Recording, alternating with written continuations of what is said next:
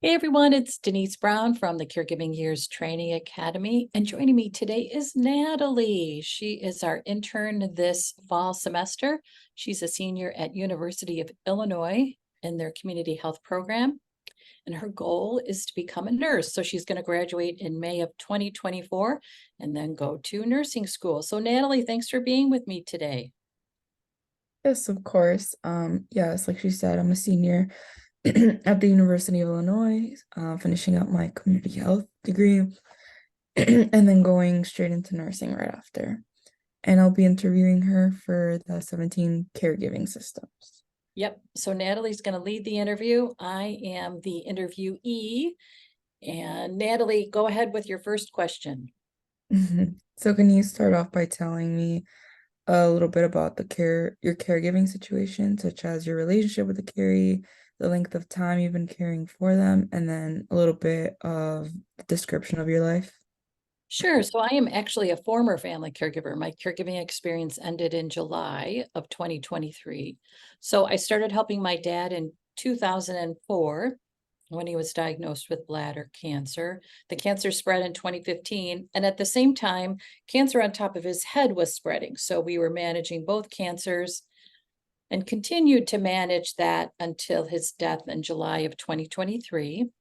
I started helping my mom in 2015. At the same time, my dad was having all these challenges with his cancer.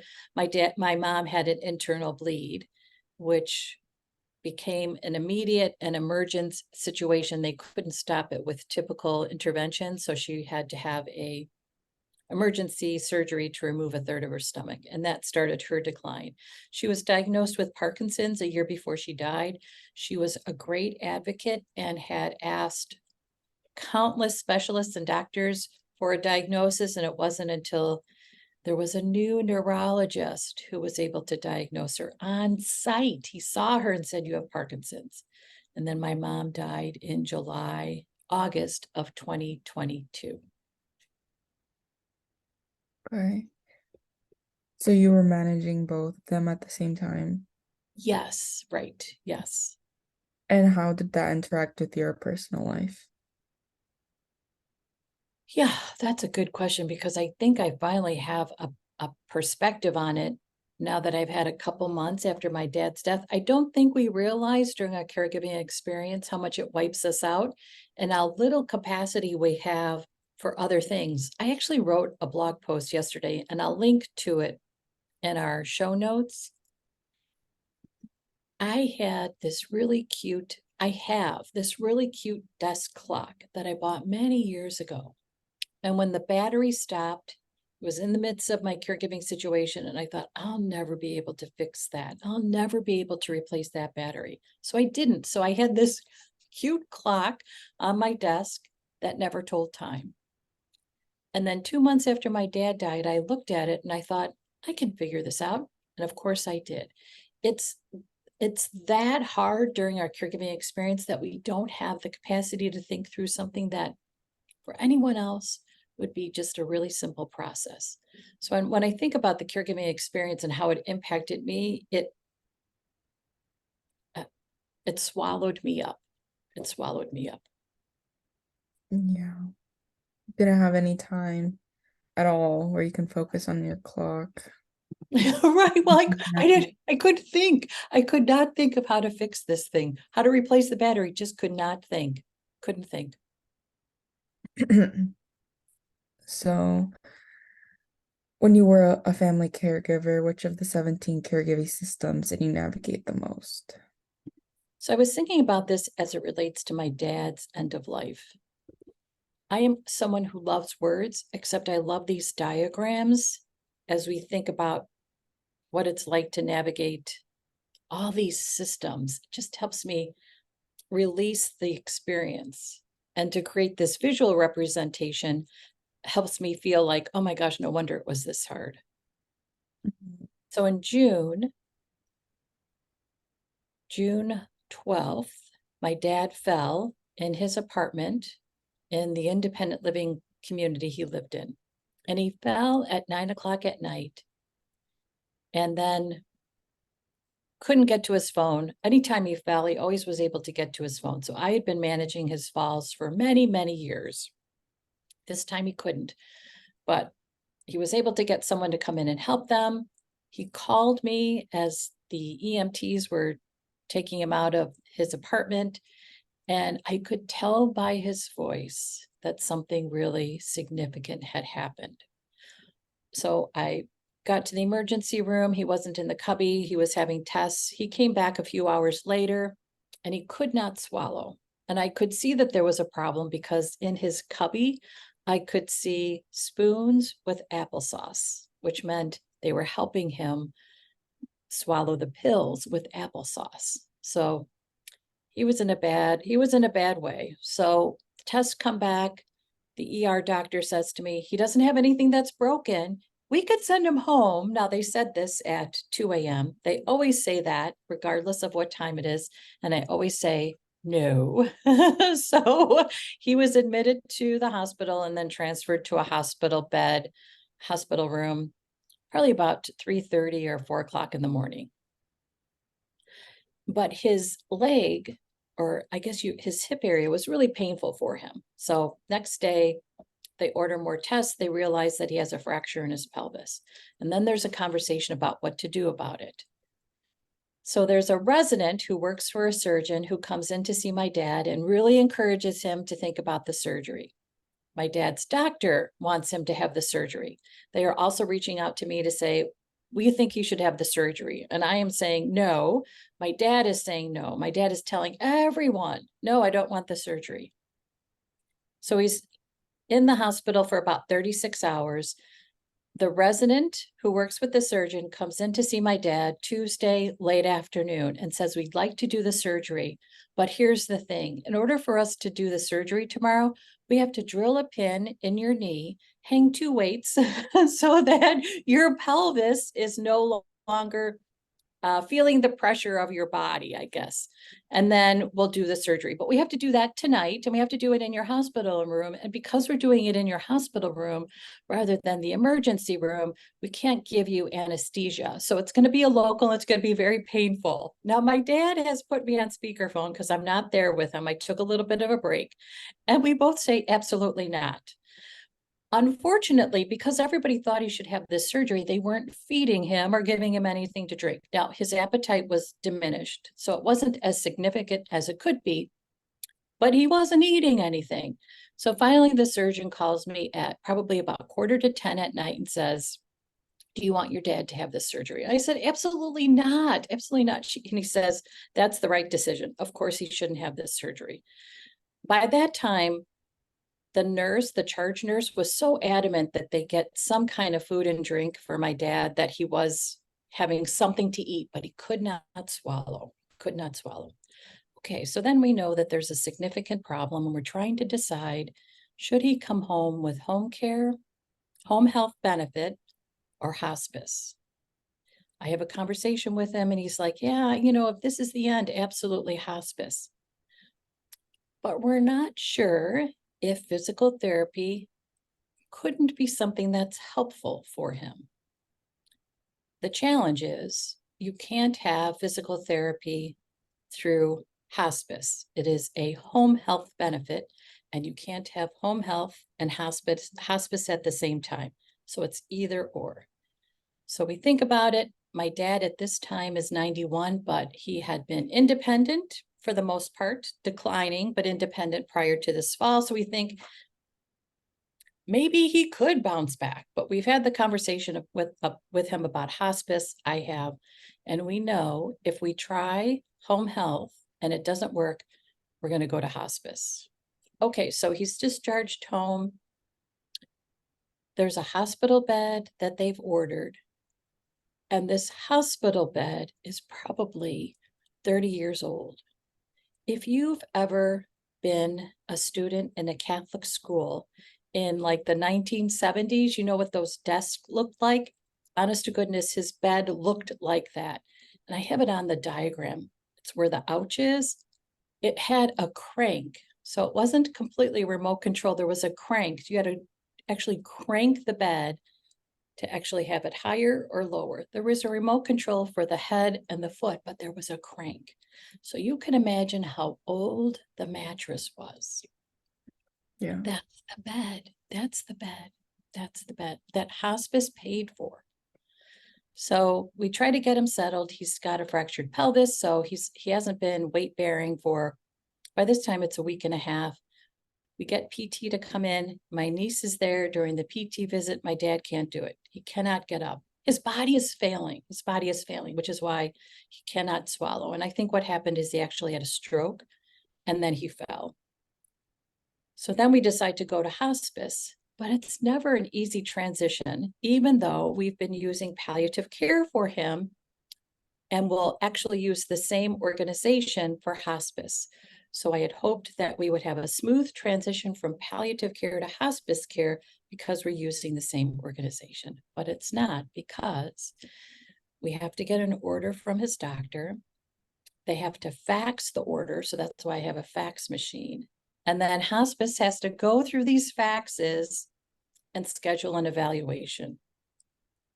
My dad's palliative care nurse comes to see him on Thursday. My dad is still, he was all on board with hospice a week earlier. Now he's starting to wonder, what do I really want? The palliative care nurse, who we loved, that's why I have a little heart by her. She had a great conversation with my dad, asked him, what is it that you really want?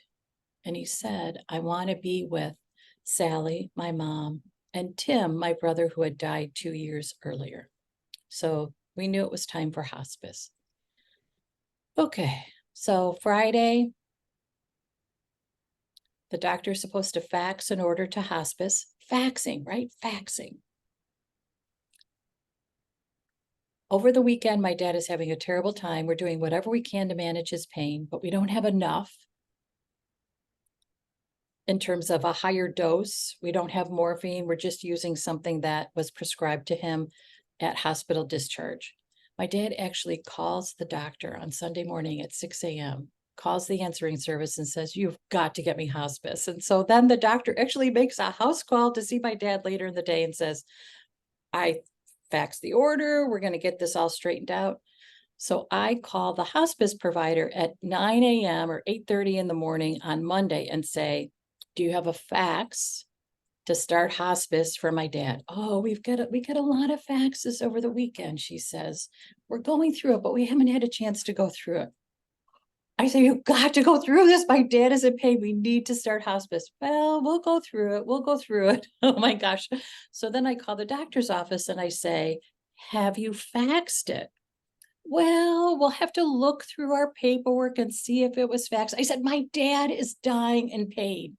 You have to look right now and see if there's an order that has been faxed. If it hasn't been faxed, you have to fax it immediately.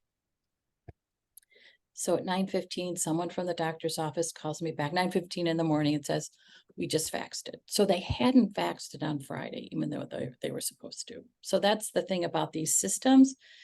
You cannot trust that it's going to happen. You always have to, anyway. So then we get a hospice evaluation scheduled for Tuesday afternoon.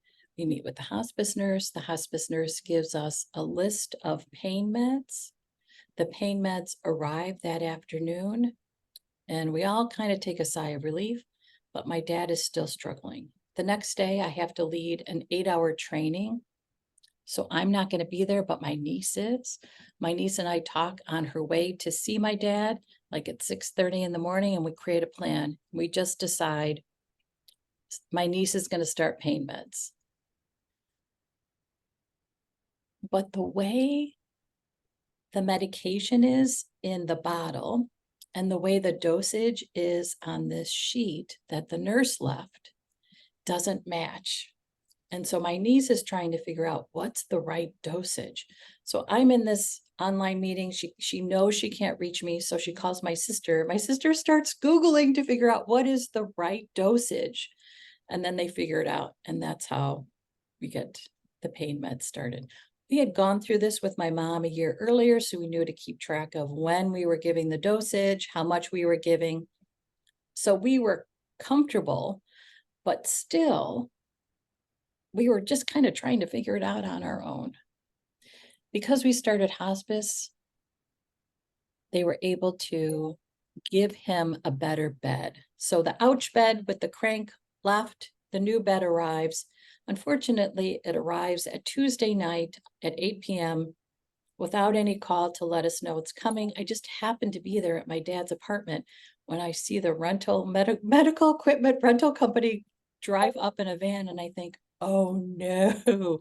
So we have two beds in this small apartment, the good hospice bed and the old crank bed. But we figure out how to transfer my dad the next day with my niece who's there. So by this time we had hired home care through the independent living community to help my dad in the morning with AM and PM care. And then they were able to help transfer my dad from the crank bed to the good bed because he's not weight bearing. He cannot stand. Oh gosh. But in the meantime, my dad still wants to eat and he literally cannot eat. He cannot swallow anything. And so I can see that there's a disconnect between what's happening in his body and his processing of his end of life.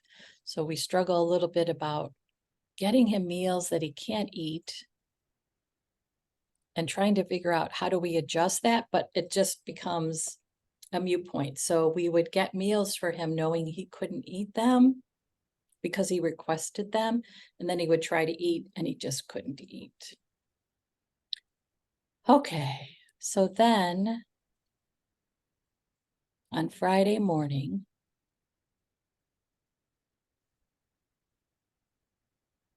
so hospice actually came on Tuesday to start hospice. On Friday morning,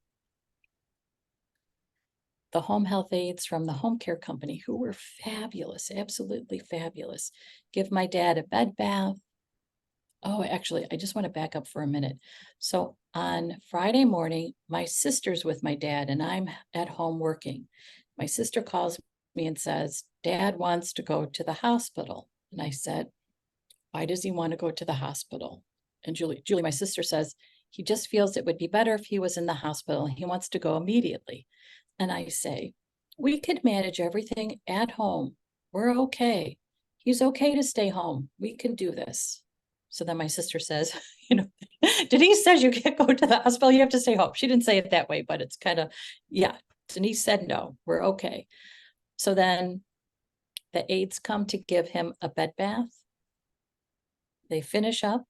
By this time I had arrived because I knew something was going wrong, that my dad wanted to go back to the hospital. So I was trying to be a little bit of a crisis prevention manager.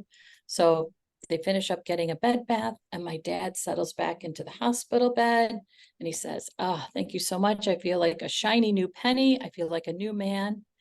Closes his eyes. And I know he didn't close his eyes to take a nap. I knew he closed his eyes to start his final transition. So he starts dying.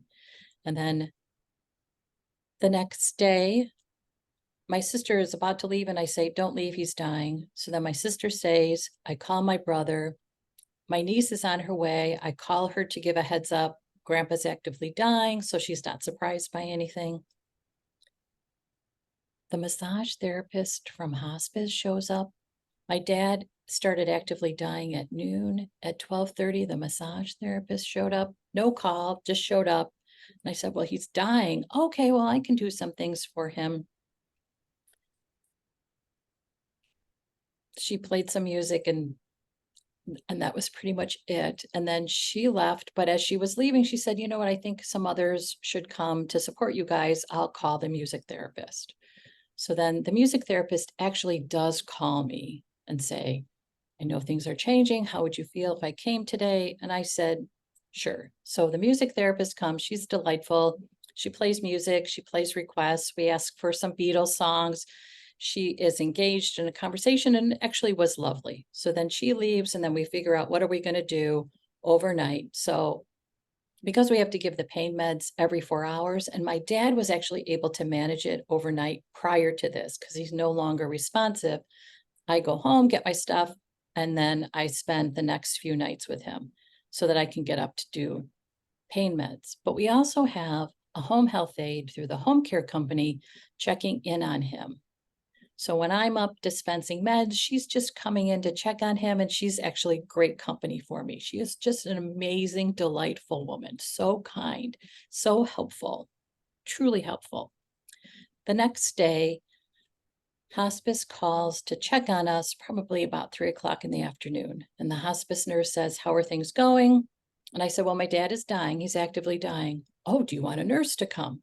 I asked my sister, my sister-in-law, my brother, and my niece, "Do we want a nurse to come?" And they say, "Yeah." So I say, "Okay." And then she says, "Oh, I don't know if I have a nurse available to come." I said, "Well, why did you offer a nurse if you don't have a nurse?" Oh. So she, well, what about tomorrow?" I said, "Well, he is not going to be here tomorrow. He's not going to be here tomorrow." Okay. So then she gets someone to come, and the nurse comes and spends a little bit of time with us. She confirms that it's only a matter of hours. She confirms pain meds every 4 hours is still the way to go. And then she leaves, and then we're like, okay, so we know what's happening. I had made it through the night before. I knew what was going to happen the next night. So I take a little bit of a break. My brother stays. I go back, and then I spend the night.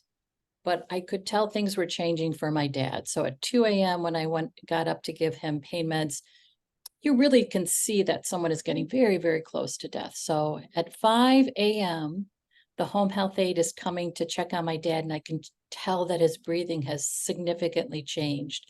And I thought, oh my gosh, he's dying.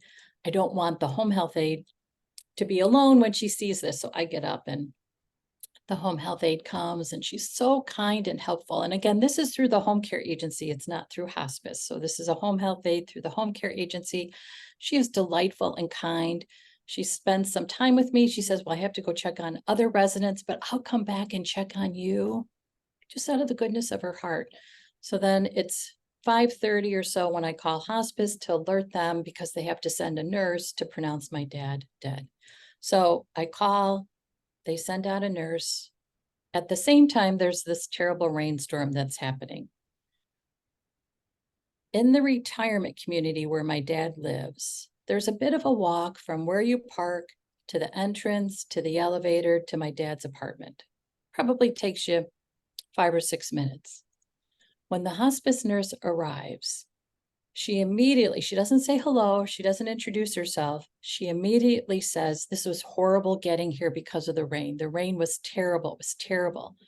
Now, it just so happened that the home health aide had come back at this time to check on me. And so the home health aide is nice to the hospice nurse and says, "Yeah, the rain was bad. I was just telling Denise, you probably are a little delayed because of the rain." The nurse comes into my dad's apartment, and my dad's body is right there. It's not like she walked in and his body was in another room. She walked in, the body is right there, complaining about the rain and how hard it was to come here. Even though she had 5 minutes to kind of get herself together, opens up her laptop, starts, just says, "Where are the meds?" Asks for the meds, puts them in a baggie with the kitty litter so that no one can get these pain meds, which are which are terrible for addiction. And then starts calling the cremation society, because I'd given her the number, and then goes over to my dad, pronounces him dead. And then she's getting ready to go. And then she says, "Oh, I'm sorry, I didn't introduce myself to you." And then she tells me her name and says, "I'm so sorry for your loss," and leaves. I thought, okay, that was terrible. That was terrible. So then I have to wait another couple hours for the cremation society to come. They send a funeral director who is lovely and kind and very nice. And then his body is removed, and I go home. And that is, I would say, what is all too common in an experience where it's a Caree's end of life, and it is complicated and complex. And if you're not on top of everything, it's hard to get everything you need. And what's, I think, particularly tragic about scenarios like this at end of life is, for us, as my dad's family caregivers, we wanted to get it right. And it was hard to get it right. Even though we had gone through it with my mom a year ago, We knew what to do. I have been helping family caregivers with end of life around supporting them and helping them. So I'm used to it. I know about it, but the system makes it so hard. And I think you experience now a level of burnout within the home care industry and hospice and physicians and home health that makes it hard when it's a truly tender time to connect to someone who's very caring and compassionate. So I always think it's interesting that the home health aide who was working an overnight shift, probably her second shift within a 24-hour period, she probably worked daytime and then nighttime at this retirement community, was the kindest person.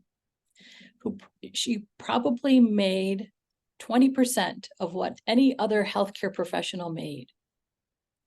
She probably has a long commute to get to this retirement community. It's an urban area, but she probably has a long commute. So she would be someone who is continually sacrificing within her day, always trying to get the resources she needs just to manage her life.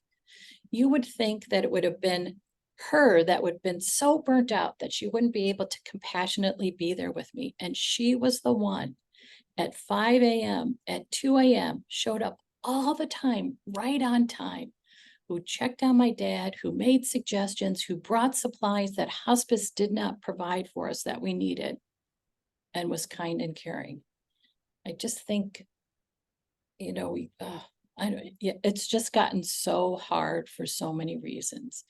And it's not only the processes within the systems, like faxing an order, that make everything so hard, but I think it's just this level of burnout that makes everything hard too. Okay, so Natalie, what do you think? Was a lot. I was trying to keep up to which systems is related to. Yes, right. So healthcare, medical, community, Family. payer, family, nervous system. We were all nervous about helping my dad die well. My dad was very nervous about what was happening, so we were always trying to keep him calm. And his nerves show up in a lot of anxiety, even though we were giving him things to help with his anxiety. Yeah. And we were also trying to best understand what he needed to be at peace when he died. And so the day before he died, which was a Thursday, my niece and my nephew spent time with him. And what was most important to him was to see his bank accounts and his investments. And so he had them set up his phone so he could see how much money he had. They spent hours helping him so that he could see it on his phone. And I think that was the last thing he needed to see in order to feel like, okay, I'm done. There's money. I'm leaving money to my family. I'm done. So it was also interesting to think about what's his priority. So with my mom, for instance, it was relationships. It was important for her to see and connect with people before she died. With my dad, it was most important that he saw that he had money left. Mm. Yeah, it was interesting. So, and part of managing his nervous system was assuring him that he had money left. Mhm. He was leaving money for us. Yeah.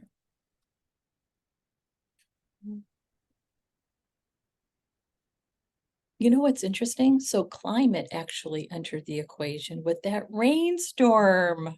Yes, right. Yeah, So it right. delayed her arrival. It really threw her for a loop because she was having a hard time managing this rainstorm as she was driving. So we often think about climate as a disaster or it impedes our ability to get somewhere. But for her, she could get to the apartment. It just was the rainstorm completely threw her for a loop. Mhm. And the lady that showed up late because of the rain, would she be showing narcissism? She didn't introduce herself. She just kind of got right to business. And Yes, a little bit, right. And I would also say that the doctor's office and the woman who answered the phone at the hospice provider, because they were just like, well, we have to follow protocol within the system, and it's about faxing, and we have to go through the faxes first. Or we're going to go through all the faxes. So it was very, we're going to follow our protocol. It doesn't matter that your dad is dying in pain. We're going to follow our protocol first before we actually step in to help you. There was a lot of things that they could have done better. Yes, absolutely. Absolutely. Yeah, the one that stood out to me was the medication that didn't give you the right instructions. Oh, That seems very frustrating, and it wasn't your job to figure out that. right. And they all thought we had what we needed, when really it's not an everyday occurrence for us to use to dispense morphine to someone. And we got used to it with my mom, and we knew what to expect, but it looked different in terms of how the actual bottle looked versus what we got with my mom. Mm. So it was just different for us. And my niece had never dispensed morphine before, and she just wanted to make sure she was doing it right. And there was nowhere to check. And we had met the hospice nurse the day before, and we didn't like her. So that was the regular nurse that was supposed to help my dad. We didn't like her. We didn't necessarily trust her. And so my niece called someone that she trusted, and it was my sister. Mhm. You know, the other one is workplace was also a system that I was managing. So as they're dispensing morphine for the first time, which I know is stressful, I'm in an 8-hour training and I can't be available to help and support.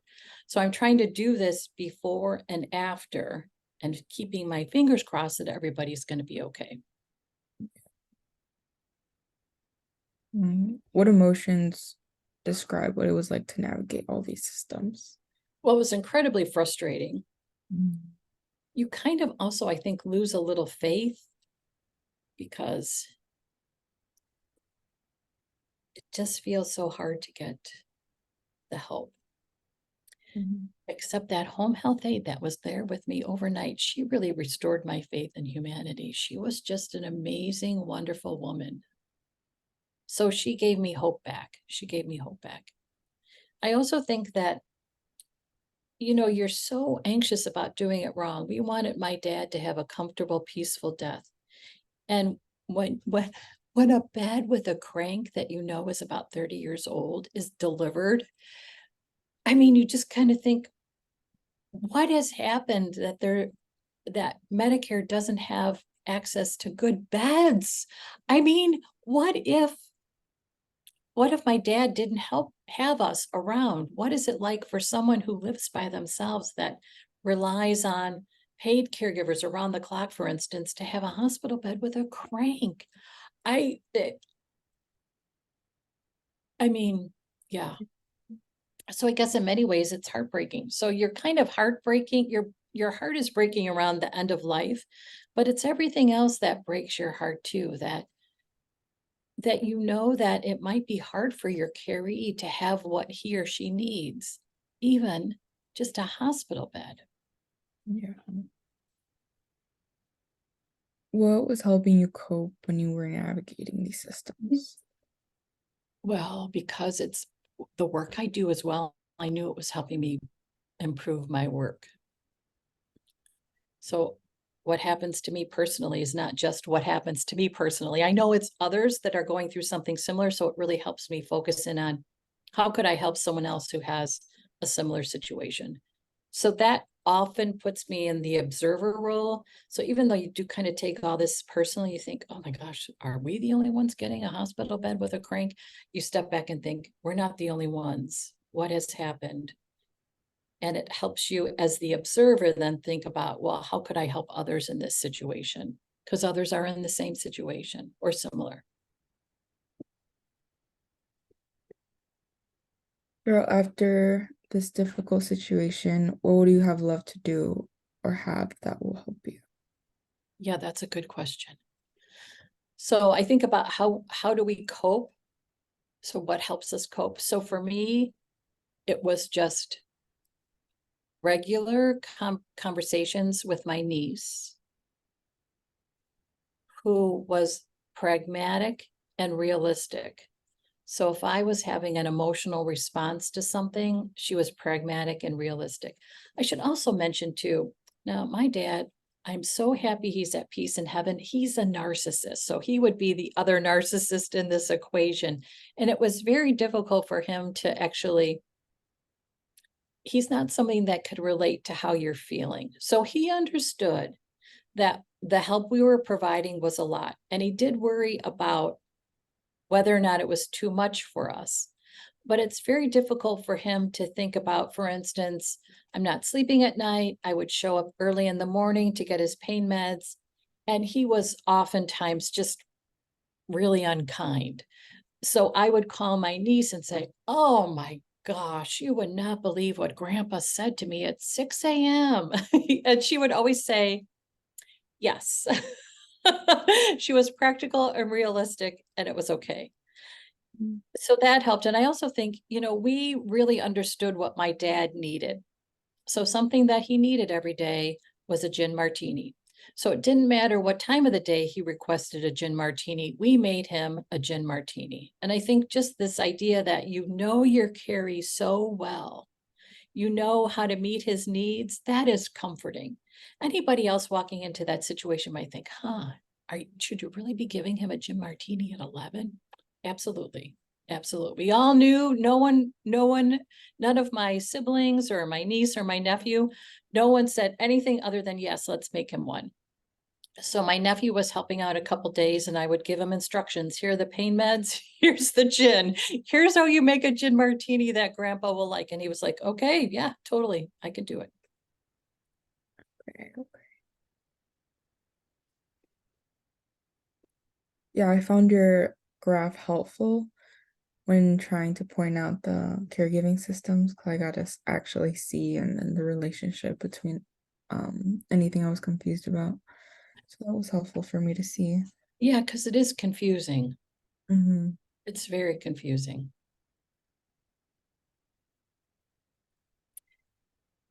And something that I like about these stories that we record, and for anyone who's watching this, Natalie would love to meet with you to record your story about a situation or an incident or an experience navigating all these systems. So you can reach out to Natalie through our website, careyersacademy.com, and I'll include a link below this video so you can schedule your time with her.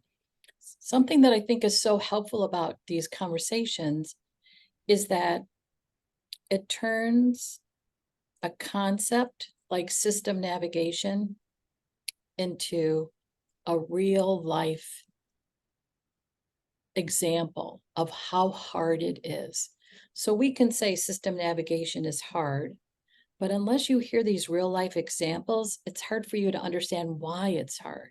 So just thinking about a fax machine helps you understand why it's so hard. You're getting people to actually go through faxes that, I mean, it seems, you can't imagine how archaic the healthcare system is, but it's faxes. It's faxes. And that's just what we live with, but it makes it hard for us to access the help that we need at the time we need it.